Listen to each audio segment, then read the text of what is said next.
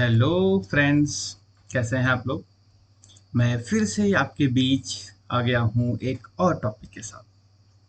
आज टॉपिक ना कहें तो ज़्यादा सही होगा। आज जो हम लोग नया चैप्टर स्टार्ट कर रहे हैं, उस नए चैप्टर का नाम है, मैं चैप्टर का नाम लिख देता हूँ, फिर मैं अपनी बात यहाँ पे स्टार्ट करता हूँ। Kinetic theory of gases. ठीक है, ये हमारा चैप्टर का नाम है। ये चैप्टर ज़्यादा बड़ा नहीं है, इसमें सिर्फ एक डेरिवेशन बड़ा सा है, बाकी छोटे छोटे हैं। लेकिन जितना चैप्टर छोटा है उतना ही ज़्यादा आपका इम्पोर्टेंट है। जी हाँ, ये चैप्टर मोस्टली ज़्यादातर आपका कंपटीशन के पॉइंट ऑफ व्यू से इम्पोर्टेंट है। क्यों इम्पोर्टेंट है, क्या क्या कंपटीशन में आता है, ये भी जब पूरा चैप्टर आपके सामने होगा तब आपको ज़्यादा समझ में आएगा। ठीक है, तो सबसे पहले हम लोग यहाँ पर काइनेटिक थ्योरी ऑफ गैसेस के बारे में जब पढ़ते हैं तो हमारे पास एक वर्ड आता है सबसे पहले कि आइडियल गैस। आइडियल गैस क्या होती है? आइडियल मतलब होता है जो आइडियली हो। तो सबसे पहले आइडियल गैस को समझ लेते हैं, यानी कि एक ऐसी गैस जो कुछ लॉज होते हैं उनको वो फॉलो करे। कौन कौन से लॉज होते हैं? सबसे पहले जो हम लोग अभी पढ़ेंगे वो होते हैं बॉयल्स लॉ। Boyle's law. दूसरा रूल होता है चार्ल्स लॉ। और तीसरा रूल होता है भाई आपका गैलुसैक लॉ। ठीक है, ये तीन लॉज को अगर कोई गैस परफेक्टली फॉलो करती है, बिल्कुल परफेक्ट तरीके से, तो वो गैस कहलाती है भैया आपकी आइडियल गैस कहलाती है। ठीक है, अब जानते हो भैया रियल में तो आइडियल कुछ होता ही नहीं है, तो ये फिर कहने को सिर्फ आइडियल रहती है। अब हम लोग पढ़ लेते हैं कि जो भी मैंने तीन लॉस को ही बताया कि Boyle's law, Charles law, Gay Lussac law, आखिर ये होता क्या है। ठीक है, तो चलते हैं सबसे पहले कि अब हम लोग पढ़ते हैं कि सबसे पहला पहला रूल यहाँ पे डाल देते हैं, बॉयल्स लॉ। बॉयल्स लॉ आखिर ये होता क्या है?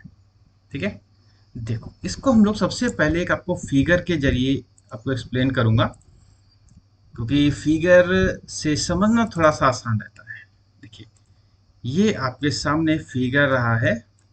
ठीक है, इस फिगर को मैं यहाँ पे रख देता हूँ साइड में, इसको थोड़ा सा यहाँ खिसका लाऊं। ठीक है, ठीक है। अब देखो, जो बॉयस लोग क्या कहते हैं, देखिए अगर आपने एक क्वेश्चन सब पढ़ी होंगी, P V equal to R T. अभी मैं इसको बताऊंगा अभी क्या होता है। ये आपको पता है, ये गैस इक्वेशन कहलाती है। ठीक है, यहाँ पे एन आर टी ओ लगाओ तो एन होता है नंबर ऑफ मोल्स। ठीक है, तो यहाँ पर ये तो कांस्टेंट होता है। मेरे पास जो वेरिएबल हैं वो कौन कौन से वेरिएबल हैं? पी वी एंड टी, ये तीन क्वांटिटी ही वेरी कर सकती हैं। अब ये इन रूल में क्या होता है, एक क्वांटिटी को फिक्स कर देंगे, दो में रिलेशन बताते हैं, यही बॉयल्स, यही आपके लॉस कहलाते हैं। जैसे इसमें बॉयल्स लॉ में हम लोग क्या करते हैं, यहाँ पे कहते हैं कि इफ टेम्परेचर इज कांस्टेंट, अगर टेम्परेचर कांस्टेंट है तो गैस का जो प्रेशर होगा वो वॉल्यूम के इनवर्सली प्रोपोर्शनल होता है, ये रूल कहता है। ये चाहे ऐसा लिखो, चाहे P V equal to constant, ऐसे कहते हैं, यही भैया बॉयल्स लॉ होता है। जरा फिगर से देखो, ये टेम्परेचर का एक मीटर है, ये टेम्परेचर का मीटर है, ये प्रेशर है और ये प्रेशर है। ठीक है, देखो 300 पे यहाँ पे सुई है, 300 पे यहाँ पे सुई, मतलब दोनों का टेम्परेचर कांस्टेंट। ये देखो इतना, ये वॉल्यूम यहाँ पर है, वॉल्यूम इतना है तो यहाँ पे प्रेशर है 1 पे। अब इसके जरिए वॉल्यूम को हम क्या कर रहे हैं, कम कर रहे हैं। देखो वॉल्यूम कम करेंगे तो प्रेशर वाली जो मीटर क्या करे, बढ़ गई है।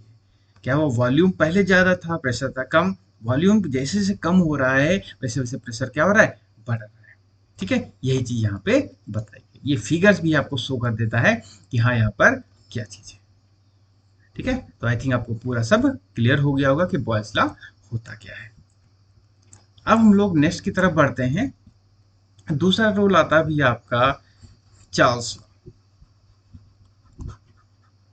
चार्ल्स लॉ, इसको भी हम लोग देखिए, पहले क्या था, मेरे पास तीन variable quantity P V and T, इसको मैंने कांस्टेंट रखा था, इन दोनों में रिलेशन बताया तो हो गया बॉयल्स लॉ।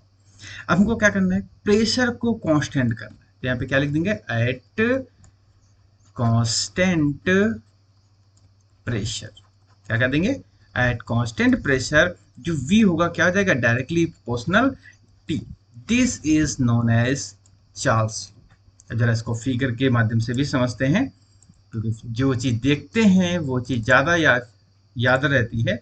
देखो जरा, ये आपके सामने चार्ल्स लॉ का फिगर आ गया, ये इसको थोड़ा सा और यहाँ पे कर देते हैं। देखो क्वेश्चन में कहा गया है कि एट कांस्टेंट प्रेशर, प्रेशर दोनों में constant, V directly proportional T, मतलब जैसे जैसे इसको हम हीट देंगे, ये वॉल्यूम अभी इतना है, जैसे इसको हीट जैसे बढ़ाएंगे इसका वॉल्यूम क्या हो गया, देखिए भैया बढ़ गया है। ठीक है, तो यानी कि यहाँ लिख सकते हो जो V है वो डायरेक्टली प्रोपोर्शनल T है। तो फिगर से भी क्लियर हो रहा है कि हाँ भैया कि जैसे जैसे टेम्परेचर बढ़ाते हैं आपका वॉल्यूम भी बढ़ रहा है। ठीक है, यही आपका चार्ल्स लॉ हो जाता है। अब उसके बाद जो तीसरा लॉ है हमारे पास, गैलुसैक लॉ। गैलुसैक लॉ, अब देखो भैया ये क्या कहता है, देखिए मेरे पास तीन वेरिएबल क्वांटिटी थी, इसका मैंने कांस्टेंट कर लिया, इसको भी कांस्टेंट कर लिया। अब किसका नंबर आया, वॉल्यूम का। यहाँ लिख देंगे if volume of a gas is constant, तो क्या बचा, पी और टी बचा, ये दोनों कैसे हो जाएंगे, डायरेक्टली प्रोपोर्शनल हो जाएंगे। This is known as Gay Lussac law, और इसको भी हम लोग एक फिगर की मदद से एक्सप्लेन कर सकते हैं। ये भैया आपके सामने आ गया फिगर।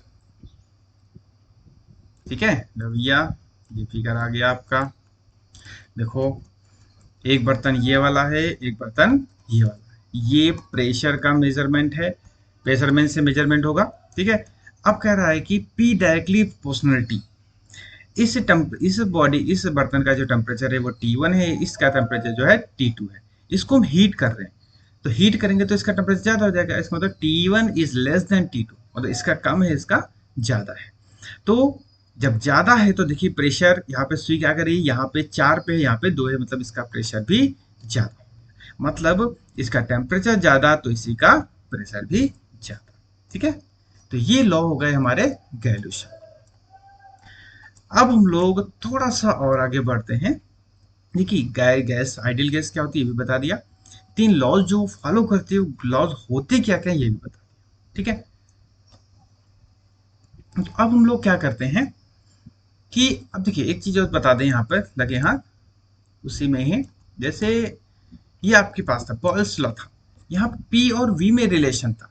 अब अगर आप इसमें ग्राफ खींचना चाहो तो मान लेते हैं यहाँ पे हम वी खींचते हैं, यहाँ पे पी खींचते हैं, तो इस तरीके से ग्राफ बनेगा। ठीक है, और अगर हम यहाँ पर 1/v खींचते हैं, यहाँ पे p, देखो इसको हम ऐसे पढ़ते हैं ना, p डायरेक्टली प्रोपोर्शनल 1/v, तो डायरेक्टली प्रोपोर्शनल में तो ऐसे बन जाएगा, लेकिन अगर पढ़ते हैं p inversely proportional to v तो ऐसे बनेगा। ठीक है, तो वो पढ़ने पे डिपेंड करता है, जैसे आप पढ़ोगे वैसे हमको ग्राफ बनाना रहता है यहाँ पर। अब हम लोग आगे बढ़ते हैं, एक है आपकी परफेक्ट गैस इक्वेशन। वैसे तो हम आप सभी लोग जानते हो परफेक्ट गैस इक्वेशन होती क्या है। ठीक है, सबको पता है, इक्वेशन होती है PV equal to nRT।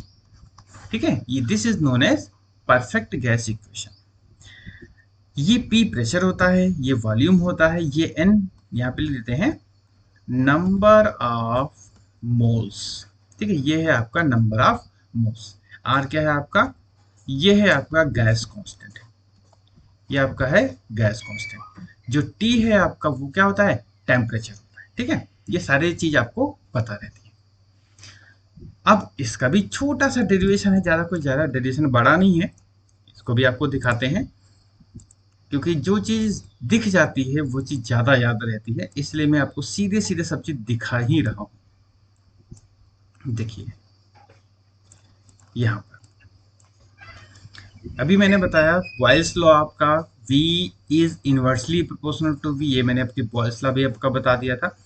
Charles law भी बता दिया, V directly proportional T। Avogadro number, ये तो आपको पहले से पता है, एन नंबर ऑफ मोल्स कह लो या एवोगाड्रो नंबर कह लो, एक ही चीज होती है। अब अगर इन सबको मिक्स करोगे तो क्या आ जाएगा, ये चीज आ जाएगी। भाई देखो, V is inversely proportional to V directly proportional T, और V डायरेक्टली प्रोपोर्शनल, तीनों को मिक्स करेंगे ये चीज आ जाएगी। यहाँ पर एक हम कांस्टेंट ऐड करते हैं, ये देखिए ये लिखा हुआ है कांस्टेंट ऐड करते हैं, तो आपको पता है। और सीधे सीधे यहाँ पे आर क्या आ जाता है, एक कांस्टेंट हो जाता है, उसी का नाम क्या है भैया, गैस कांस्टेंट। इस आर को ही कहा जाता है गैस कांस्टेंट। और जो इक्वेशन आई है भैया, यही इक्वेशन कहा जाती है पीवी इक्वल टू एनआरटी, मतलब आइडियल गैस इक्वेशन या परफेक्ट गैस इक्वेशन। ठीक है। और यहाँ पे जो आर है भैया, उसकी जो वैल्यू होती है 8.31 joule mole inverse kelvin inverse, ये इसकी वैल्यू होती है। ठीक है, याद रखेंगे, जो आर होता है गैस कांस्टेंट होता है, और इसकी जो वैल्यू होती है ये होती है। ठीक है। अब उसके बाद ये तो जो बेसिक लॉस थे हम लोगों ने पढ़ लिए। अब हम लोग थोड़ा सा पढ़ते हैं कि देखिए होती क्या है, गैस मान लो अगर इस कंटेनर में भरी हुई है, तो होता है कि जैसे इसका आप टेम्परेचर इस गैस का बढ़ाओगे, इस गैस का अगर आप जितना टेम्परेचर बढ़ाओगे, तो उसमें जो मॉलिक्यूल्स होते हैं उनकी एनर्जी बढ़ती है। वो क्या होता है, रैपिडली इधर उधर भागने की कोशिश करते हैं, और ये भागते हैं जो, तो कंटेनर की दीवार के साथ में टकराते हैं रैपिडली। उस टकराने से एक फोर्स डेवलप होता है इनकी इस दीवार पे, उसी को हम बोलते हैं प्रेशर। ठीक है, लेकिन उससे पहले कुछ एजम्पशन हमको पढ़ने पड़ते हैं, जो काइनेटिक थ्योरी को पढ़ने में काम आते हैं। तो इसलिए अब हम आपको एजम्पशन बताने जा रहे हैं कि वो कौन कौन से एजम्पशन होते हैं जिनको हमको पढ़ना पड़ता है, या पहले हम जब मान के चलते हैं कि हाँ ये चीज हमको पढ़नी है। देखो भैया, बहुत आसान है। ये आपके सामने मैं एक फोटो लेके आ गया हूँ, assumption of kinetic theory of gases. ठीक है, ये कभी कभी पूछ लेते हैं। अब इसके पॉइंट जरा समझिएगा। जब हम किसी भी गैस के काइनेटिक थ्योरी के बारे में पढ़ते हैं कि उसके अंदर कितनी काइनेटिक एनर्जी आई है, तो जो गैस हम लेंगे अपने स्टडी के लिए, उसके अंदर क्या क्या खासियत होनी चाहिए वो ये है। सबसे पहला है कि उस गैस में नंबर ऑफ मॉलिक्यूल्स ज्यादा हो। सबसे पहली बात, पता लगे हमने गैस ले ली, उसके अंदर मॉलिक्यूल ही नहीं है, क्योंकि मॉलिक्यूल नहीं होंगे तो प्रेशर नहीं क्रिएट होगा। ठीक है, तो सबसे पहले खासियत होनी चाहिए कि गैस में लार्ज नंबर ऑफ मॉलिक्यूल्स होने चाहिए। दूसरी प्रॉपर्टी होनी चाहिए कि वो मॉलिक्यूल्स कंटिन्यू एंड तेजी से और रैंडम मोशन करने चाहिए, यानी कि वो रेस्ट पे नहीं होने चाहिए, मोशन में होना चाहिए, कंटिन्यूअस रैपिडली मोशन में होने चाहिए, अगर हमको काइनेटिक थ्योरी पढ़नी है तो। ठीक है, तीसरी चीज होनी चाहिए कि उनका जो साइज होना चाहिए वो बहुत ही छोटा होना चाहिए। ऐसा नहीं है हम बहुत बड़े इतने बड़े बड़े मालिक्यूल ले लें, तो बड़े मालिक्यूल में काम नहीं बनता, उनका साइज भी छोटा होना चाहिए। चौथी चीज, वो मॉलिक्यूल एक दूसरे के ऊपर किसी भी टाइप का अट्रैक्शन फोर्स या रिपल्सन फोर्स एग्जर्ट नहीं करना चाहिए। पता लगे इस डिब्बे में भरे हुए हैं, रिपल्सन की वजह से आधे इधर हो गए आधे इधर हो गए, तो काम ही नहीं बनेगा। या अट्रैक्शन में हो गए तो गुल्ड बना के यहाँ बैठ गए। ठीक है, तो यहाँ पर आपको ये ध्यान देना है कि उन मॉलिक्यूल्स में किसी भी तरीके का अट्रैक्शन रिपल्सन फोर्स नहीं होना चाहिए। पांचवी चीज कि उनमें कोलिजन होगा। देखो भाई, जब मॉलिक्यूल इधर उधर भागेंगे तो आपस में भी तो टकराएंगे, जो टकराएंगे तो उसमें जो कोलिजन होना चाहिए वो कैसा होना चाहिए, परफेक्टली इलास्टिक होना चाहिए। अब जरा इसके बारे में बता दें। वैसे आपको इसके बारे में हम जब मोशन वाला चैप्टर पढ़ाए थे, वर्क वाला चैप्टर पढ़ाए थे, उसमें हम कोलिजन वाला टॉपिक एक्सप्लेन कर चुके हैं। अगर जिनको दिक्कत हो वो वीडियो में जाके देख सकते हैं। तो लेकिन थोड़ा बहुत एक्सप्लेन कर देता हूँ कि परफेक्टली इलास्टिक का मतलब होता है कि दो अगर बॉडीज आपस में टकराती हैं, तो वो अपनी एनर्जी सिर्फ अपने पास रखे, अपने पड़ोस वाले को ना दे। जैसे इसकी एनर्जी इसी के पास रहे, इसकी एनर्जी इसी के पास रहे, ये कोलिजन कहलाता है परफेक्टली इलास्टिक कोलिजन। छठा जो पॉइंट है, सबसे इंपॉर्टेंट पॉइंट है कि molecular density is uniform through out the gas. मतलब ये बर्तन है तो जो मॉलिक्यूलर मॉलिक्यूल होने चाहिए इस पूरे बर्तन में यूनिफॉर्मली तरीके से डिस्ट्रीब्यूट होने चाहिए। ऐसा नहीं कि इस कोने में यहाँ बैठे हैं, यहाँ पे झुंड बना के बैठे, नहीं, पूरे इस बर्तन में यूनिफॉर्मली डिस्ट्रीब्यूट होने चाहिए। ठीक है, तो ये 6 पॉइंट जो थे वो assumption of kinetic theory of gases थे। तो आज की इस हम लोग वीडियो में इतने ही रखते हैं, क्योंकि अगला जो हैगा वो डेरिवेशन पोर्शन होगा कि प्रेशर कैसे क्रिएट करते हैं। गैसेस जो होते हैं या मालिक्यूल्स जब मूव करते हैं तो प्रेशर कैसे क्रिएट होता है, ये हम आपको नेक्स्ट वीडियो में बताएंगे। वो वीडियो वो थोड़ा डेरिवेशन लंबा है, इसलिए उसको हम एक एक फिक्स वीडियो में आपको देंगे, ठीक है। तो फिर से भैया सभी लोगों से रिक्वेस्ट है, जिन्होंने अभी तक मेरे चैनल को ना तो लाइक किया है, ना तो आपने शेयर किया है, और सबसे चीज़ ना तो अभी तक सब्सक्राइब किया है, तो प्लीज़ जल्दी जल्दी चैनल को लाइक शेयर सब्सक्राइब कर दीजिए और ज़्यादा से ज़्यादा लोगों तक पहुँचाइए और चैनल से जुड़िए। इससे हम लोग एक अच्छे ग्रुप में, पढ़ने वाले ग्रुप यहाँ पर बने और हम लोग वहाँ पर डिस्कशन करें, ठीक है। जो चीज़ आपको पता है वो बताइए, जो हमको पता होगी वो मैं आपको बताऊंगा। ऐसे ही हम लोग कन्वर्सेशन करके अपने टॉपिक को आगे बढ़ाएंगे, ठीक है। तो आज की इस वीडियो को यहीं पे फिनिश करते हैं। नेक्स्ट वीडियो में फिर जल्दी मुलाकात मुलाकात होगी, तब तक के लिए take care and bye bye, thank you.